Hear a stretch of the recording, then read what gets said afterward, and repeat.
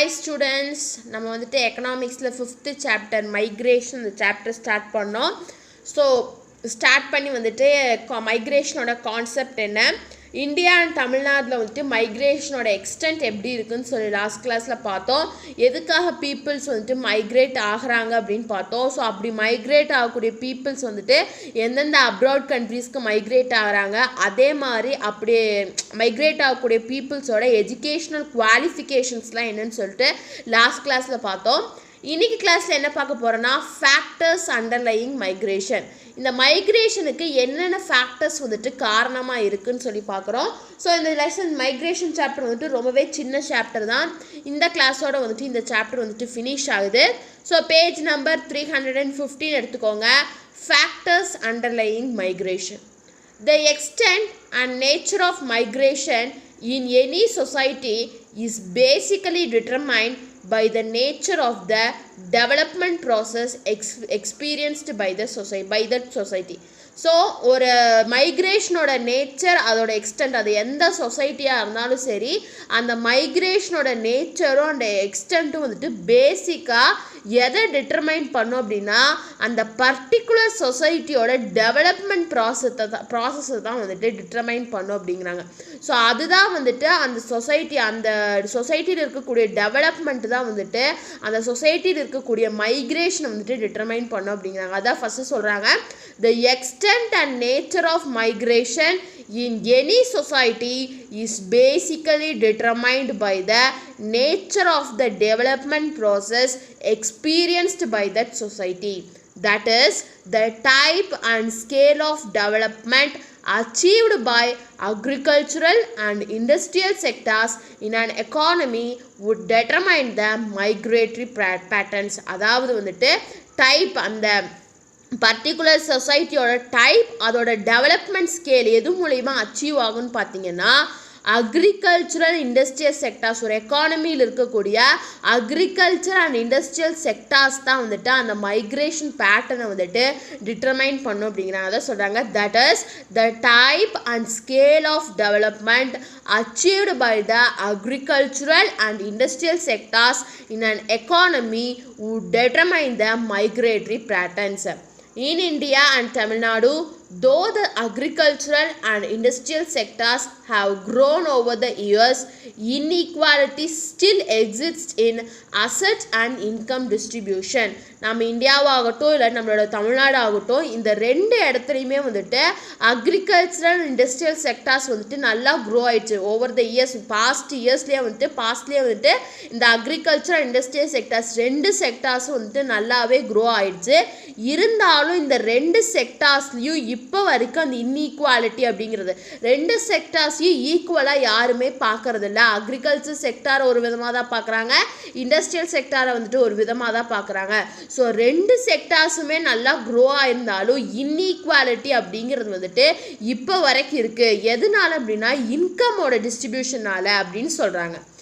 endemic poverty continues to be a major problem. So இந்தியாங்கிறது வந்துட்டு ஒரு டெவலப்பிங் கண்ட்ரி தான். அந்த டெவலப்பிங் கண்ட்ரியில் பாவர்ட்டி அப்படிங்கிறது வந்துட்டு இப்போ வரைக்கும் கண்டினியூ ஆகிட்டு இருக்கக்கூடிய மேஜர் ப்ராப்ளம் அப்படின்னு சொல்கிறாங்க. நார்த் இந்தியன் ஸ்டேட்ஸில் எடுத்துட்டிங்கன்னா பாவர்ட்டி அப்படிங்கிறது வந்துட்டு ரொம்பவே அதிகமாக இருக்கும். ராஜஸ்தான், குஜராத் அந்த மாதிரி ஏரியாஸில் பார்த்தீங்க அப்படின்னா பாவர்ட்டி அப்படிங்கிறது அதிகமாகவே இருக்குது அப்படின்னு சொல்கிறாங்க. நம்மளே வந்துட்டு நிறைய நியூஸ் சேனலில் பார்த்துருப்போம். ஸோ இந்தியாவில் வந்துட்டு ஒரு மேஜர் ப்ராப்ளம் என்னன்னு பார்த்தீங்கன்னா இந்த ப்ராவர்ட்டி தான் அப்படின்னு சொல்கிறாங்க. நெக்ஸ்ட் ஒரு ஃப்ளோ டயக்ராம் கொடுத்துருக்காங்க பாருங்கள், reasons for migration in India. So அந்த கலர்ஸ் வந்துட்டு பாருங்கள், நல்லா கிளியராக தெரியும். ஃபஸ்ட்டு ரீசன் என்னென்னு பார்த்தீங்கன்னா work and employment. So employment ஆப்பர்ச்சுனிட்டிஸுக்காகவும் அந்த மைக்ரேஷன் ப்ராசஸ் இருக்கலாம், first one. Second one is business பர்பஸுக்காகவும் ஒருத்தர் வந்துட்டு மைக்ரேட் ஆகிறாங்க. நெக்ஸ்ட்டு எஜுகேஷன் ஸ்டடீஸ், அவங்களோட ஃப்யூச்சருக்காக எஜுகேஷன், ஒரு நல்ல ஒரு டிஸ்ட்ரிக்டில் வந்துட்டு நல்ல காலேஜ் இல்லை, நல்ல எஜுகேஷன் இன்ஸ்டிடியூஷன்ஸ் இல்லை அப்படின்னா அவங்க டெஃபினெட்லி இன்னொரு டிஸ்ட்ரிக்ட் இல்லாட்டி இன்னொரு ஸ்டேட்டில் போய் தான் அவங்க வந்துட்டு அவங்களோட எஜுகேஷன் கெரியரை வந்துட்டு கண்டினியூ பண்ண முடியும். ஸோ அதனாலே இந்த மைக்ரேஷன் ப்ராசஸ் இருக்குது. Next one is marriage. நம்ம வந்துட்டு லாஸ்ட் கிளாஸ்லேயே பார்த்தோம், உமன்ஸ் வந்துட்டு எதனால அதிகமாக மைக்ரேஷன் ஆகுறாங்கன்னு பார்த்தீங்கன்னா இந்த மேரேஜ்னால தான். ஸோ மேரேஜ் அப்படின்னு பார்க்கும்போது டெஃபினட்டாக வந்துட்டு ஒருத்தவங்களுக்கு மேரேஜ் ஆகிடுச்சு அப்படின்னா அவங்க கண்டிப்பாக வந்துட்டு அவங்களோட பார்ட்னர் இருக்கக்கூடிய அவங்களோட நேட்டிவ் பிளேஸுக்கு தான் போகணும். ஸோ அப்போவும் வந்துட்டு இந்த மைக்ரேஷன் அப்படிங்கிறது நடக்குது. Next moved after birth. அவங்க பர்த்துக்கு அப்புறம் கூட சில அவங்க மூவ் பண்ணுறதுக்கான நிறைய சுச்சுவேஷன்ஸ் வருது, அது ஒரு ரீசன்.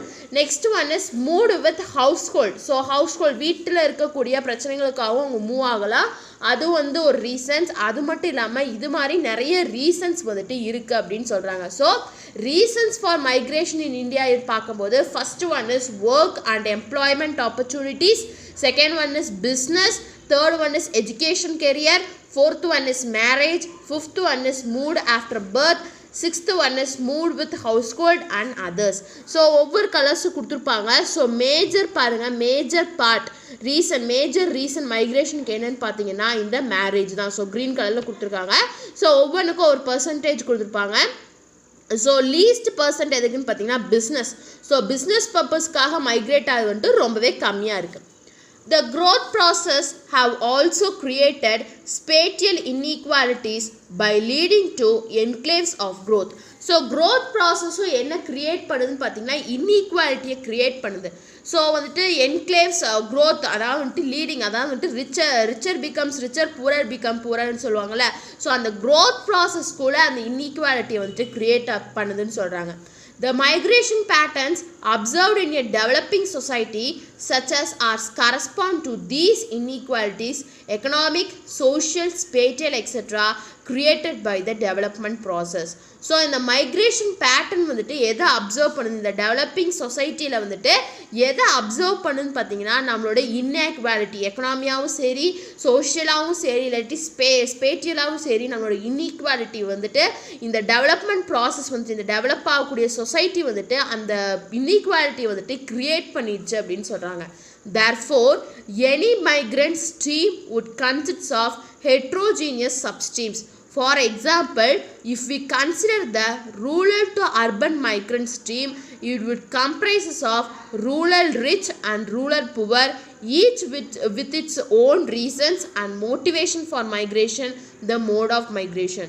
ஸோ எந்த ஒரு மைக்ரண்ட் ஸ்ட்ரீம் எடுத்துக்கிட்டாலும் அப்படின்னு பார்த்தீங்கன்னா அதில் வந்துட்டு சப்ஸ்ட்ரீம்ஸ் வந்துட்டு இருக்கும். ஃபார் எக்ஸாம்பிள் வந்துட்டு நம்ம ரூரல் டு அர்பன், ஒருத்தர் ரூரல் ஏரியா இருக்காரு அர்பன் ஏரியாவுக்கு மைக்ரேட் ஆகிறான்னு வைங்க, அவருக்கு வந்து சில குறிக்கோள் இருக்கும். அவங்க ஏரியாவில் ஏதாச்சும் பூரா இருக்கலாம், அந்த ரூரல் வந்துட்டு ரிச்சாக இருந்தாலும் எனக்கு வந்துட்டு வில்லேஜ் சைட் வேண்டாம், நான் வந்துட்டு சிட்டி சைட் போகிறாங்களும் இருக்கலாம், இல்லாட்டி ரூரலில் வந்துட்டு ஏதாச்சும் பூராவும் இருக்கலாம். ஒவ்வொருத்தவங்களுக்கும் ஒவ்வொரு காரணங்கள் வந்துட்டு இருக்கும் அப்படின்னு சொல்கிறாங்க. The outcome or consequences of migration, etc.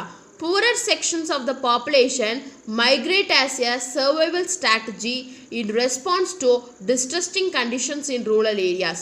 So poorer செக்ஷன்ஸில் பார்த்தீங்க, பாப்புலேஷனில் மைக்ரேட் ஆகக்கூடிய பூரர் செக்ஷனில் பார்த்தீங்கன்னா அவங்களுக்கு வந்து ஒரு சர்வைவல் ஸ்ட்ராட்டஜி இருக்கும். எதுக்கு ரெஸ்பான்ஸ் டுல அவங்களோட ரூரல் ஏரியாஸில் ஏதாச்சும் ப்ராப்ளமாக இருக்கலாம், அவங்க சர்வை பண்ணணுங்கிறதுக்காக வந்துட்டு மைக்ரேட் ஆகலாம். Migrants from better off sections migrate to improve their living standards. So இப்போ ஃபார் எக்ஸாம்பிள் ஒருத்தர் அர்பன், அதாவது வந்துட்டு சிட்டி சைடில் இருக்கார், அவர் வந்துட்டு அப்ராட் மைக்ரேட் ஆகிறாரு அப்படின்னு பார்த்தீங்கன்னா அவர் எதுக்காக மைக்ரேட் ஆகிறாரு, அவரோட லிவிங் ஸ்டாண்டர்டை வந்து இன்னும் இம்ப்ரூவ் பண்ணணும் அப்படிங்கிறக்காக அவர் மைக்ரேட் ஆகலாம். Further, spatially, there would be a tendency for migrants to converge on enclaves of growth either in urban or in rural areas. So further ஒரு மைக்ரண்ட்ஸுக்கு ஒரு டெண்டன்சி இருக்குது. என்ன அப்படின்னா அவங்களுக்கு சில மோட்டிவேஷன்ஸ் காரணமாக தான் அவங்க மைக்ரேட் ஆகிறாங்க. ஃபார் இப்போ சொன்ன மாதிரி தான் ஒருத்தர் அர்பனில் இருக்கார், அவர் அப்ராட் போகிறாருன்னா அவரோட ஸ்டாண்டர்ட் ஆஃப் லிவிங்கை வந்துட்டு அவர் இம்ப்ரூவ் பண்ணுறதுக்காக ஒரு மைக்ரேஷன் பண்ணலாம். ஸோ ஒவ்வொருத்தருக்கும் ஒவ்வொரு ரீசன்ஸ் வந்துட்டு இருக்கும். The pattern of migration is very complex, comprising of a number of streams. So இந்த மைக்ரேஷன் பேட்டர்ன் பார்த்தீங்க அப்படின்னா ரொம்ப காம்ப்ளெக்ஸ் ஆனது, அதில் நம்பர் ஆஃப் ஸ்ட்ரீம்ஸ் இருக்குது. ஃபர்ஸ்ட் ஒன் பார்த்தீங்கன்னா rural to rural, rural to urban, urban to rural, urban to urban. So ரூரல்லேருந்து rural ஏரியாவுக்கு மைக்ரேட் ஆகலாம், இல்லாட்டி ரூரல்லேருந்து அர்பன் ஏரியாஸ்க்கு மைக்ரேட் ஆகலாம், இல்லாட்டி அர்பன்லேருந்து ரூரல் ஏரியாஸ்க்கு வரலாம், இல்லாட்டி அர்பன் டு அர்பன் கூட மைக்ரேட் ஆகலாம். Short medium and long distance migration stream. So ஷார்ட்னா வந்துட்டு இப்போ ஃபஸ்ட் பக்கத்துலேருந்து இன்னொரு ஊருக்கு போவாங்க, அதுவும் மைக்ரேஷனா. மீடியம்னா பக்கத்து டிஸ்ட்ரிக்ட்லேருந்து இன்னொரு டிஸ்ட்ரிக்ட் போவாங்க. லாங்னா வந்துட்டு கண்ட்ரி விட்டு கண்ட்ரி கூட போகலாம். Long term stable migration and short term circulatory type of movements. Each of these streams would consist of different type of migrants, each with its own reason for migrants. இந்த மூணு ஸ்ட்ரீம்ஸ்லையுமே பார்த்தீங்க அப்படின்னா different types of migrants இருக்கலாம். எதுக்காக அவங்க migrate ஆகிறாங்க, அவங்களோட own ரீசன்ஸ்க்காக அவங்களோட மைக்ரேஷன் இருக்கலாம். The extent and nature of these migrant streams would essentially depend on pressure and aspirations experienced by the people at the origin of migration. So இவங்களோட extend and இதே இந்த மைக்ரண்ட்டோட எக்ஸ்டென்ட் அதோட nature வந்துட்டு எதை எசென்ஷியலாக depend பண்ணி இருக்குன்னு பார்த்தீங்கன்னா ப்ரெஷர், அதாவது வந்துட்டு அந்த மைக்ரேஷனோட ஒரிஜினில் இருக்கக்கூடிய பீப்புளோட ப்ரெஷர் அண்ட் ஆஸ்பிரேஷனால் இருக்கலாம். இல்லாட்டி constraints imposed on mobility at the origin of migration. So வந்துட்டு அந்த ஏதாச்சும் இம்போஸ், அந்த மொபிலிட்டிக்கு ஏதாச்சும் கன்ஸ்ட்ரெயின்ஸ் இம்போஸ் பண்ணலாம். Opportunities at the destination and availability of information regarding these opportunities and the cost of migration. So அவங்களோட டெஸ்டினேஷன், அவங்க வேறு ஊருக்கு வந்துட்டு மைக்ரேட் ஆகி போகிறாங்க அப்படின்னா அந்த டெஸ்டினேஷனில் இருக்க அந்த டெஸ்டினேஷனில் நிறைய ஆப்பர்ச்சுனிட்டிஸ் இருக்கலாம். ஸோ அதுக்காகவும் அவங்க மைக்ரேட் ஆகலாம். So these are the various factors that underlying migration. Next பாருங்கள், migration policies. To address the problem of migration in developing countries like India essentially aim at the following. So இந்த problem, இந்த migration ப்ராப்ளமாக address பண்ணக்கூடிய policies, அதாவது வந்துட்டு developing countries, India மாதிரி இருக்கக்கூடிய developing கண்ட்ரீஸில் இந்த மைக்ரேஷன் ப்ராப்ளத்தை அட்ரஸ் பண்ணக்கூடிய பாலிசிஸ் எல்லாமே வந்துட்டு ரொம்ப ஏம் பண்ணுறது என்னென்னு பார்த்தீங்கன்னா இந்த ரெண்டு ஆஸ்பெக்ட் தான். First one is to reduce the volume of migration வால்யூமை ரெடியூஸ் பண்ணும். நெக்ஸ்ட்டு பார்த்தீங்க அப்படின்னா to redirect the migrant streams. So migrant ஸ்ட்ரீம்ஸை வந்துட்டு ரீடைரக்ட் பண்ணும். ஃபஸ்ட்டு பாருங்கள், as a large part of migration is a reflection of poverty and insecurity faced by large section of the rural people, the focus of intervention has to be in rural areas. So இந்த மைக்ரேஷனுக்கு வந்துட்டு ஒரு large part எதுன்னு பார்த்தீங்கன்னா எதோட reflection பார்த்தீங்கன்னா பாவர்ட்டியோட reflection, அதாவது வறுமையோட ரெஃப்ளெக்ஷனால தான் நிறையா மைக்ரேட் ஆகிறாங்க. அதே மாதிரி இன்செக்யூரிட்டி காரணமாகவும் நிறையா பீப்புள்ஸ், ரூரல் ஏரியாஸில் இருக்கக்கூடிய நிறையா பீப்புள்ஸ் வந்துட்டு மைக்ரேட் ஆகிறாங்க. ஸோ நம்மளோட ஃபோக்கஸ் எது மேலே இருக்கணும் அப்படின்னா அந்த ரூரல் ஏரியாஸில் என்னென்ன ப்ராப்ளம்ஸ் இருக்குது, அவங்க எதனால் மைக்ரேட் பண்ணுறாங்க அப்படிங்கிறது இருக்கணும். Rural development policies to reduce poverty and insecurity would be essential to reduce the rate of migration. So அதான் சொல்கிறாங்க, ரூரல் டெவலப்மெண்ட், அந்த ஏரியாவை டெவலப்மெண்ட் பண்ணக்கூடிய பாலிசிஸ் எதுக்காக அப்படின்னா அந்த ஏரியாவில் இருக்கக்கூடிய பாவர்ட்டி, அந்த இன்செக்யூரிட்டியை வந்துட்டு டிஸ்ட்ராய் பண்ணணும் அப்படிங்கிறதுக்காக அந்த பாலிசிஸ் இருக்கணும். ஸோ அப்படி இருந்துச்சு அப்படின்னா அந்த மைக்ரேஷன் ரேட்டை வந்துட்டு நம்மளால் ரெடியூஸ் பண்ணணும். இது ஃபஸ்ட் ஒன். செகண்ட் ஒன் பார்த்தீங்க அப்படின்னா to redirect the migrant streams. Redirection of the migrant streams away from big metropolitan cities is a desirable policy option. So migrant ஸ்ட்ரீம்ஸ்லேயே ரொம்ப பெருசு பார்த்திங்கன்னா இந்த பிக் மெட்ரோபாலியன் சிட்டிஸில் மைக்ரேட் ஆகக்கூடியவங்களை வந்துட்டு ரீடைரக்ட் பண்ணும். ஸோ அது ஒரு டிசைரபிள் பாலிசி ஆப்ஷன் அப்படிங்கிறாங்க. This policy can help in reducing spatial inequalities by suitable strategies such as developing a more dispersed pattern of urbanization. So இந்த பாலிசி வந்துட்டு நமக்கு எதுக்கு ஹெல்ப் பண்ணும் அப்படின்னா இன்இக்வாலிட்டியை ரெடியூஸ் பண்ணுறதுக்கு வந்துட்டு ஹெல்ப் பண்ணும். சூட்டபிள் சில ஸ்ட்ராட்டஜிஸ் மூலிமா அந்த இன்இக்வாலிட்டி வந்துட்டு ரெடியூஸ் பண்ண முடியும். ஸோ அப்படி அந்த இன்இக்வாலிட்டி ரெடியூஸ் ஆகிடுச்சுன்னு பார்த்தீங்கன்னா அர்பனைசேஷன் பேட்டர்னை வந்துட்டு நம்மளால் வந்துட்டு நல்லாவே டெவலப் பண்ண முடியும் அப்படின்னு சொல்கிறாங்க. ஸோ இதான் வந்துட்டு பாலிசிஸ், மைக்ரேஷன் பாலிசிஸ். ஸோ இதோட வந்துட்டு இந்த சாப்டர் முடியுது. Next recap.